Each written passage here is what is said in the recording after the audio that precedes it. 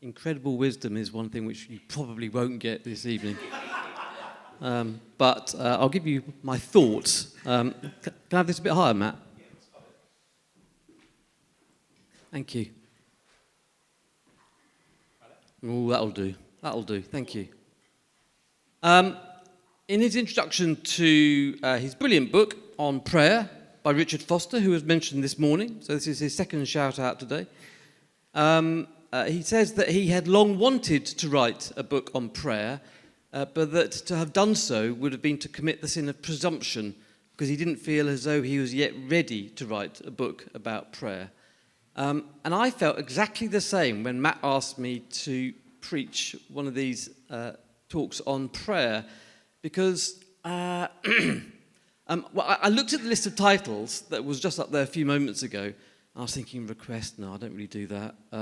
Revelation, I certainly don't have that. Repentance, did that a long time ago. Don't feel the need to do it anymore.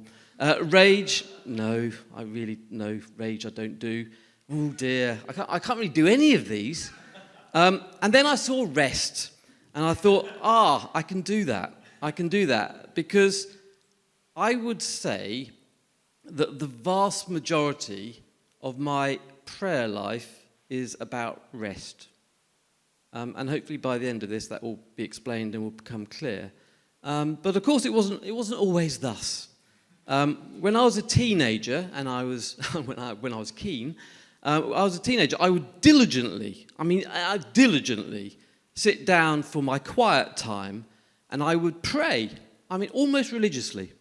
And I would, that's a joke. So, anyway, and I had a little book, and I would write down all my prayers, and I would have a column on the right-hand side to tick when the prayer had been answered, and I would keep on praying until the prayer had been answered. Sometimes if I'd prayed for something for a very, very long time, I had to sort of create an answer to tick it, to move on to the next one, because it was all about the number of ticks in the right-hand column. And I was inspired, the books that I read, I was inspired by the lives of Christians like George Muller, good, local Bristol boy, and Rees Howells, kind of Rees Howells' intercessor. The Rodericks will like Rees Howells because he's Welsh. So I got this book off my shelf for the first time in I don't know how many years, and I wanted to see what I had underlined way back when I read it, when I was probably about 20. And this was one of the bits that I'd underlined, and I thought, that sort of sums up the book for me, kind of my memory of the book. So it says, a prayer warrior can pray for a thing to be done without necessarily being willing for the answer to come through himself. And he is not even bound to continue in the prayer until it is answered.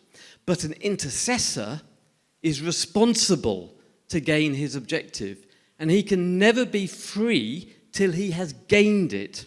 He will go to any lengths for the prayer to be answered through himself. But once a position of intercession has been gained, tested, and proved, the intercessor can claim all the blessings on that grade, whenever it is God's will for him to do so.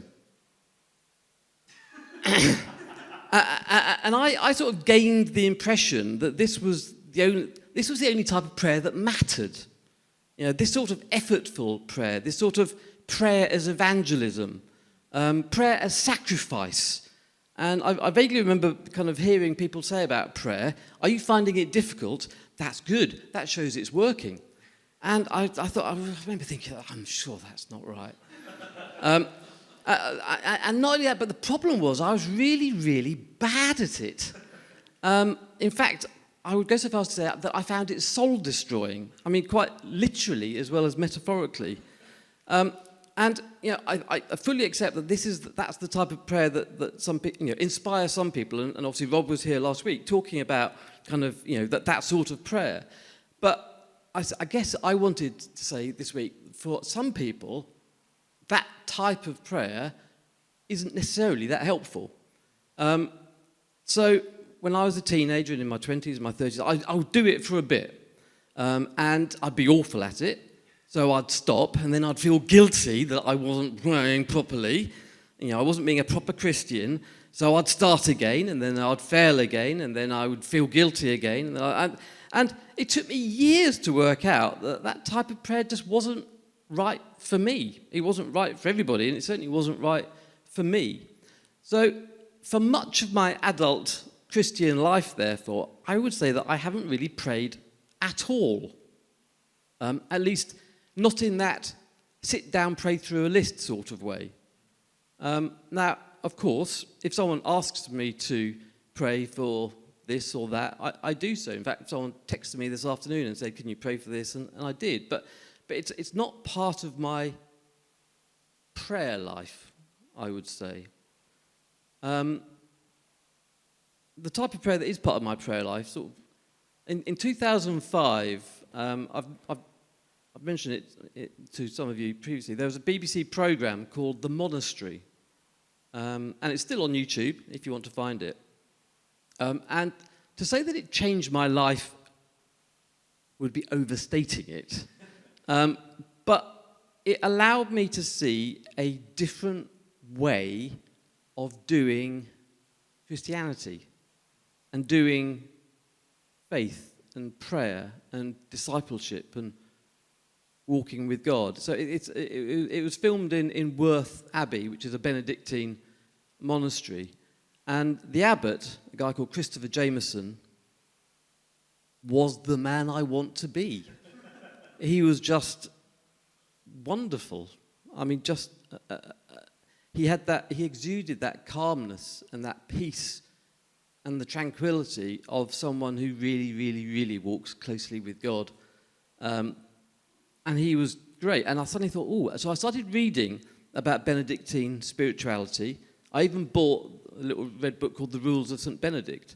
And one of the books that I read was Esther Duval, Seeking God, which I would also recommend. A very, very, very, very good book, which is all about the way of St. Benedict, but for people who are working. So how do you bring monastic practices and disciplines into everyday life? But that faded away as well. Once again, I wasn't really ready for it, I suspect. And then about 6 or 7 years ago, at work, of all places, I'm a lawyer, we ran a mindfulness course. So I went on a mindfulness course, and which is basically about sitting still and trying to get rid of all thought, empty yourself of thoughts, and be very, very present in the moment. Just clear your mind of distractions and whatever. And I was thinking, that was great, but it was missing something. It was being still, but for Christians, it's be still and know that I am God. And that's Christian meditation. But I was busy. I still wasn't ready. I was busy at work, worked long hours. Was just too busy with the fuss of life. And then lockdown happened. And that gave me time to explore and to think and to slow down. Richard Foster, in the aforementioned book on prayer, describes prayer as the human response to the perpetual outpouring of love by which God lays siege to every soul. So the human response to the perpetual outpouring of love by which God lays siege to every soul. And Rowan Williams, the Archbishop of Canterbury before the current one, uses the analogy of sunbathing. And this was on, of all places, a thought for the day on Terry Wogan, the Terry Wogan radio show. Many of you may be too young to even know who Terry Wogan is, but he's on YouTube and he's very good, but not terribly spiritual, other than on this occasion where he had Rowan Williams on as a thought for the day. And Rowan Williams used the analogy of sunbathing, prayer as sunbathing. And, the summary of it is, all you have to do is turn up. As you place yourself in the... So if you think of what Richard Foster saying, that the human response to the perpetual outpouring of love by which God lays siege to every soul, and then Rowan Williams says that when we put ourselves in the way of that perpetual outpouring of love, something happens. And he says, something that has got nothing to do with how you feel or how hard you're trying. All he asks is that you stay there with him for a bit in the light. And for the rest, you just have to trust him to get on with it. And that reminded me of Matthew 11, kind of 28 to 29, where Jesus says, "Come to me, all you who are weary and burdened, and I will give you rest. Take my yoke upon you and learn from me, for I am gentle and humble in heart, and you will find rest for your souls." Richard Foster talks about prayers of intimacy. This is the intimacy that he talks about is like sunbathing in the love of God. He talks about the prayer of adoration, the prayer of rest, the sacramental prayer, unceasing prayer, the prayer of the heart, meditative prayer, and contemplative prayer. Now, we obviously don't have time this evening to discuss all of those, but let me share a little of what I have been learning myself recently over the last few months. And please bear in mind that I'm still a baby in all of this. I'm still kind of, testing the waters, as it were. But I'm already finding that for me, it's the type of prayer that I have wanted for the last 40 years. So I sit in my chair at home. First and foremost, you try and get solitude, and I appreciate that will be tricky for lots of people. But for me, it's quite easy. But so I sit in my chair, and I'm just quiet, and then I focus on my breathing, and you feel the weight of your body. So you just effectively experiencing the present, experiencing that moment. And you try and exclude distracting thoughts. And I slow down.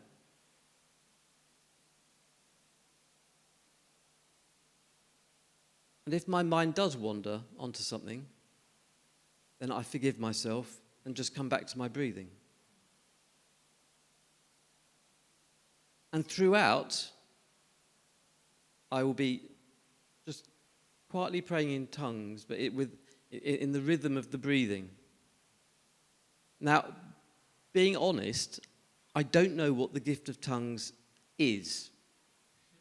It's mentioned in Acts and in Corinthians, and it's occurred throughout church history. And Paul describes it as the tongues of angels. Now, I have no idea if it is that, or if it is, and please forgive me for saying this, but if it's just gobbledygook. But the question is not what it is, but what it does. And when I pray in tongues, it means that I don't have to think. It is prayer that bypasses the mind. It goes from heart to heart. Now, forgive me for going all postmodern here, but words are just symbols. They are a feeble attempt to express reality. For me, when I pray in English, I am acutely aware of the distance between what I am saying and what I mean. Praying in tongues avoids that. It just bridges that gap instantaneously. It is spirit talking to spirit. It is spirit with a small s talking to spirit with a capital S. And I would say, kind of for me personally now, about over 90% of my prayer life is done in silence or using the gift of tongues. And Paul himself said, we do not know what we ought to pray, but the Spirit himself intercedes for us with groans that words cannot express. And the weird thing is that I find myself doing it without realizing I'm doing it sometimes. So when I'm reading a book, any book, a novel, a history book, whatever, Wikipedia, or watching a film, or writing, particularly when I'm writing, when I'm in the zone, I suddenly realised that within my breath, I am praying in tongues. And somehow, that through the activity that I am doing, I'm somehow communing with God. Does any of that make sense? It doesn't really make sense to me. And another analogy is that for the last 2 years, obviously during lockdown, Lindsay and I have my wife and I have both worked at home, and we have been in each other's presence 24 hours a day. Not necessarily in the same room, but we've been in each other's presence. Yet how many words do we actually exchange to each other during the course of a day? The reality is not many. She can pop in to me, or I can pop into her, and we can express something. But the presence is different from the speaking. Does that make sense? That the rest doesn't come from words, it comes from presence. And that, for me, is an image of the rest that we find in prayer. It isn't in words, or more accurately, it isn't just in words. It's mostly just in being. So, as we end, I have no idea how long that was, whether it was too short, too long, or what, but I've sort of run out of things to say. But I just want that image of prayer as sunbathing. Just being in the presence of God as we still ourselves